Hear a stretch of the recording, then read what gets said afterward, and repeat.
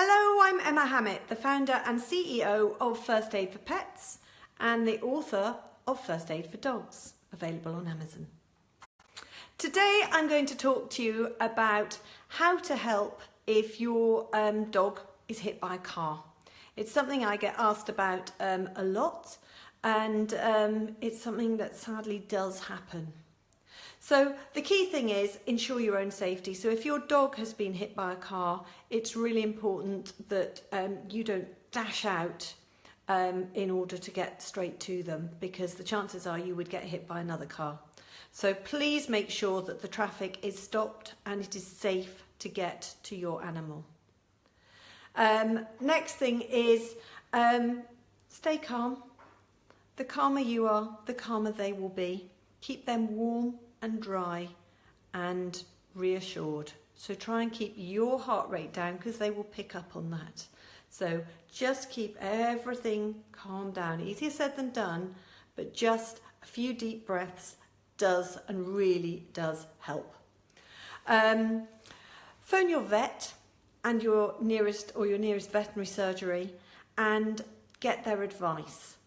So they will tell you based on what you can see. They will want to know whether your pet is breathing or not breathing. They want to know exactly what's happened and where they have been hit. So were they hit on the head? Were they hit on the leg? Exactly what sort of injuries have occurred. And they will want to know where your pet is now as well. So whether or not they have run off and tried to hide because they are injured. And they'll also help you to understand how to stabilise their particular injuries. But you also need to know how to do this in case you can't get through to the vet. So how to stabilise your own pet's injuries and sort out. Be very aware that injured animals that are scared and in pain are quite likely to bite, even if they know and love you. That I'm afraid might well be their reaction. So if that is a concern, you may need to consider muzzling your pet, and that might be a kind thing to do for them, and it might in a way be quite reassuring. So do be sure you know how to do an improvised muzzle in order to muzzle them if you have to. Never muzzle an animal that's having breathing problems or is at risk of vomiting, or a pet that is overheating because they need to pant in order to cool their body down. So only muzzle if you absolutely have to. But if that is the only way to easily sort them out and keep everything calm, then that's the best thing to do.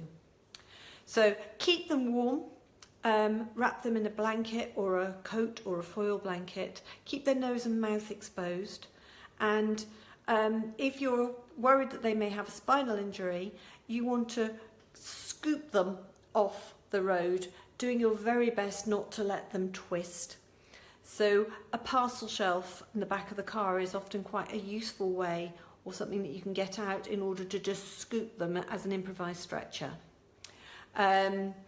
If they're having trouble breathing, remove their collar, help them to sort of open their mouth a little bit and check for any obstructions.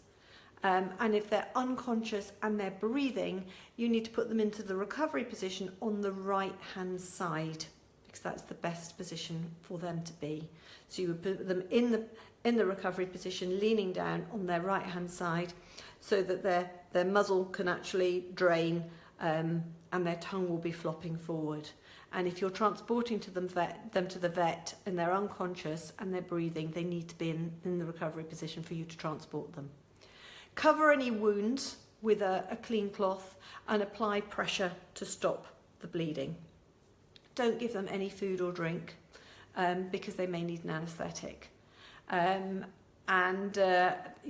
Even if they appear to be dehydrated, you are going to get them to the vet as quickly as you possibly can.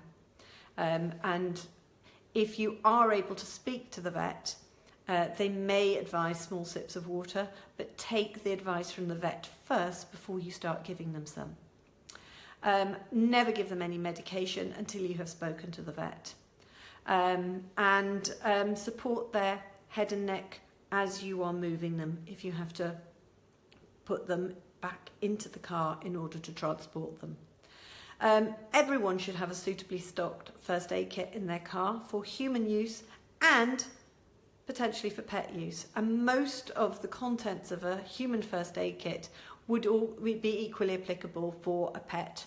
Obviously bandages and things would not stay on very long if you're using human ones rather than pets, because they can gnaw them off. But if you're just patching them up so you can get them to the vet because they've been hit by a car, then whatever you've got in your human kit will be very helpful.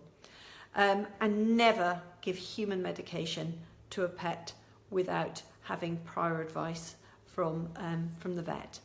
I hope that's been helpful. Drive carefully. That's Emma Hammett from firstaidforpets.net.